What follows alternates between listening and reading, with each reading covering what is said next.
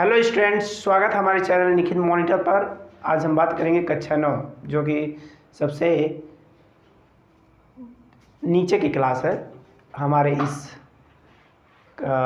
YouTube channel में, जो कि क्लास 9 से ही मैं पढ़ाता हूँ इस पर।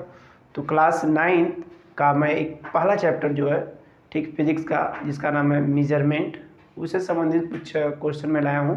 ठीक है, तो इस वीडियो में बात करेंगे हम कि मोशन से संबंधित। ठीक है, मोशन मतलब कि डिस्प्लेसमेंट किसे कहते हैं, डिस्टेंस किसे कहते हैं, वेलोसिटी क्या होती है, स्पीड क्या होता है और एक्सेलरेशन क्या होता है। ठीक है, इन सब बिंदुओं पे हम नज़र डालेंगे। तो शुरू करते हैं। पहला क्वेश्चन आपको ये,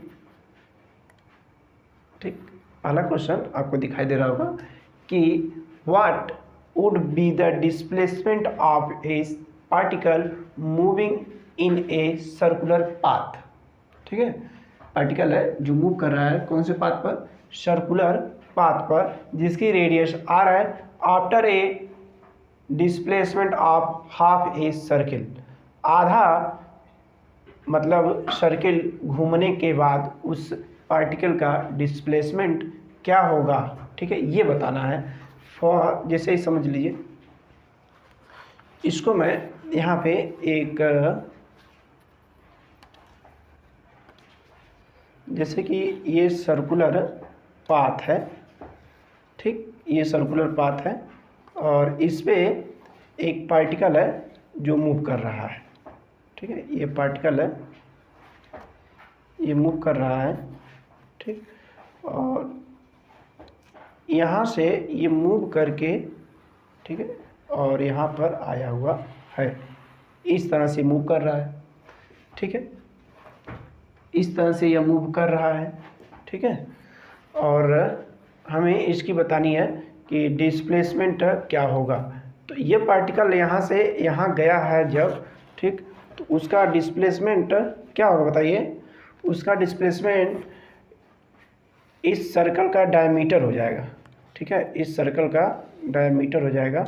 ओके, तो सर्कल का डायमीटर कितना होता है, तो सर्कल का डायमीटर क्या होता है बताइए, 2r।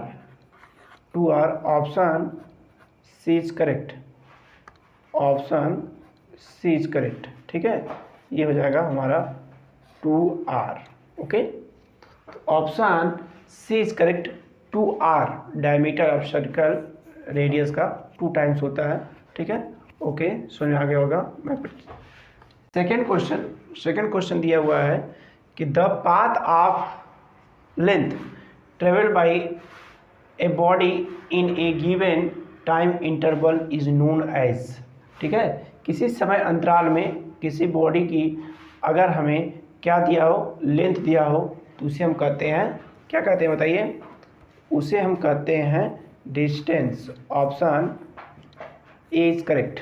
Okay, option A is correct, क्या हो जाएगा हमारा, distance. Okay, next question number 3।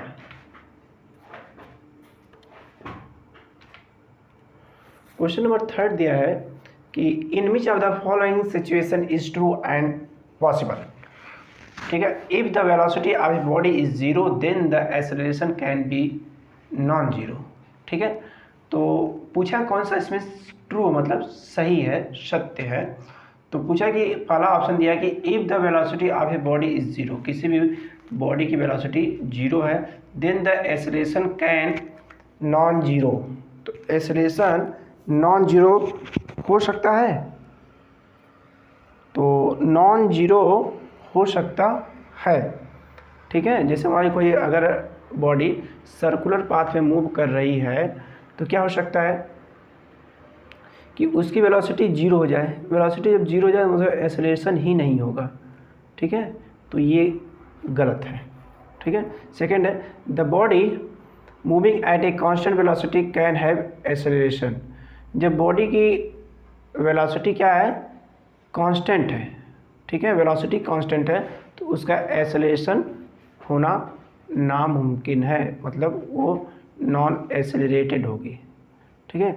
The magnitude of a distance and displacement are equal in circular motion, ये गलत है।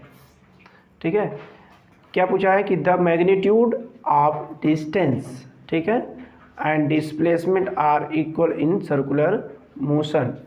नहीं, देखिए अगर कोई भी, जैसे मान लीजिए ये कोई सर्कल है, इस पर कोई पार्टिकल मूव कर रहा है, ठीक है, तो डिस्प्लेसमेंट क्या हो जाएगा, यहाँ से स्टार्ट किया फिर वापस वहीं आ गया, तो डिस्प्लेसमेंट जीरो हो जाएगा, बट डिस्टेंस जीरो नहीं होगी। तो ये उसका मतलब कि ऑप्शन डी भी गलत, ऑप्शन सी भी गलत। और ऑप्शन बी थोड़ा एक बार फिर से नज़र डालिए। A body moving at a constant velocity can have acceleration, उसकी वेलोसिटी क्या है, कांस्टेंट है। कांस्टेंट मतलब कि अगर ये कांस्टेंट वेलोसिटी से कर रही है, ठीक है, तो उसमें तो एक्सेलरेशन जीरो होना चाहिए। ठीक है, मान लीजिए यहाँ पे 10 मीटर पर सेकेंड है, तो यहाँ भी आपका 10 मीटर पर सेकेंड ही होगा, और यहाँ भी 10 मीटर पर सेकेंड ही होगा। तो इसलिए एक्सेलरेशन इसका क्या हो जाएगा, फाइनल माइनस इनिशियल। फाइनल का मतलब इस पॉइंट पर, और इनिशियल मतलब इस पॉइंट पर जो वेलोसिटी है उनका डिफरेंस 10 - 10 अपन टाइम कुछ लिया होगा, तो हमारा हो जाएगा सपोज टी, तो ये हो जाएगा 10, 0/t, तो एक्सेलरेशन जीरो हो जाएगा।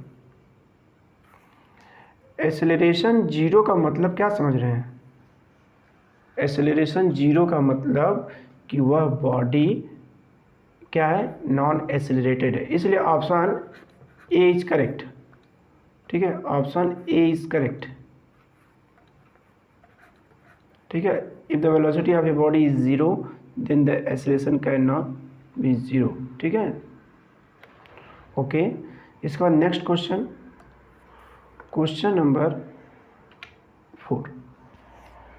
क्वेश्चन नंबर 4 दिया है कि वेलोसिटी इज डिफाइंड एज, क्या बोलते हैं, वेलोसिटी कैसे डिफाइन करेंगे, वेलोसिटी डिफाइन होती है आपकी डिस्प्लेसमेंट अपॉन टाइम से, तो ये हो जाएगा right answer, displacement upon time. ठीक है, d/t ये हमारी वेलोसिटी होती है। ओके, इसके बाद next question, question number 5। A body moving in a straight line has a uniform motion if it's travels equal distance in equal time, equal distance in equal time, option A is correct. Okay, इसके बाद next question आता है आपका question number 6। Question number 6 दिया है, suppose A body is moving with a uniform velocity of 10 meter per second on a merry-go-round ride. Which of the following is true of the given scenario? ठीक है, इनमें से कौन सा दिया हुआ कथन सत्य होगा। ठीक है, तो पहला है कि the body is at rest, option A दिया है क्या है कि बॉडी क्या होगी, रेस्ट में होगी, तो ये तो गलत बात हो गई, ये तो कभी नहीं हो सकता। The body is moving with no acceleration. ठीक है, थर्ड क्या है, the body is moving with accelerated motion, the body is moving with uniform velocity. ठीक है, तो option C is correct, the body is moving with accelerated motion. ठीक है, इस मोशन में एक्सेलरेशन होगा। ठीक है, एक्सेलरेशन होगा क्योंकि वेलोसिटी चेंज हो रही है, ऐसे समझ लीजिए। ये झूला है, ठीक है, और इसके डिफरेंट पॉइंट पर, ठीक है, इसकी डायरेक्शन चेंज हो रही है, तो इसलिए इसकी वेलोसिटी चेंज होगी। जब वेलोसिटी चेंज होती है तो उसमें क्या होता है, एक्सेलरेशन होता है, तो इसलिए इसको बोलेंगे accelerated motion. Okay, accelerated motion, option C is correct. उसके बाद नेक्स्ट क्वेश्चन आपको ये रहा, what does the slope of distance time graph, पूछा है डिस्टेंस टाइम ग्राफ का स्लोप क्या होता है। तो मैं इसको एक बार आपको एक्सप्लेन करके दिखा दे रहा हूँ। ये हमारा ये डिस्टेंस का हो गया, डी फॉर डिस्टेंस और टी फॉर टाइम। ठीक है, तो इसका स्लोप इस तरह से आता है, ये होगा जब uniform motion, uniform motion. Okay, uniform motion में तो ये आपको क्या देती है, speed. Option A is correct, option A is correct. Speed देगा आपको, ठीक है, जब डिस्टेंस वर्सेस टाइम ग्राफ होगा। ओके, इसके बाद next question, question number 8, what does the slope of velocity versus time graph. ठीक है, तो वेलोसिटी वर्सेस टाइम ग्राफ का जो स्लोप होता है कुछ इस तरह से आता है। ठीक है, वह भी इस तरह से, ये आपका वेलोसिटी वर्सेस टाइम है, तो v/t को एक्सेलरेशन कहते हैं, v/t को एक्सेलरेशन कहते हैं, इसलिए यह हमारा क्या हो जाएगा, option C is correct, acceleration. Okay, इसके बाद next question, question number 9, which of the following is true of the free falling body. तो फर्स्ट ऑप्शन है it moves with non uniform motion. Okay, it has zero velocity. Okay, it has constant non zero acceleration, और last दिया it has non uniform acceleration. Option C is correct. कोई भी body जब जैसे कि गिरती है, मान लीजिए यहाँ से था और ये गिर के यहाँ पर आई, तो उस पर आपका एक जी अप्लाई होता है जिसकी वैल्यू 9.8 मीटर पर सेकेंड स्क्वायर होती है। ये आपका क्या है, एक्सेलरेशन है ड्यू टू अर्थ। ठीक है, ये अर्थ का एक्सेलरेशन है। ठीक है, तो it has constant non zero acceleration, option C is correct, option C is correct, it has constant non zero acceleration. उसका नेक्स्ट क्वेश्चन,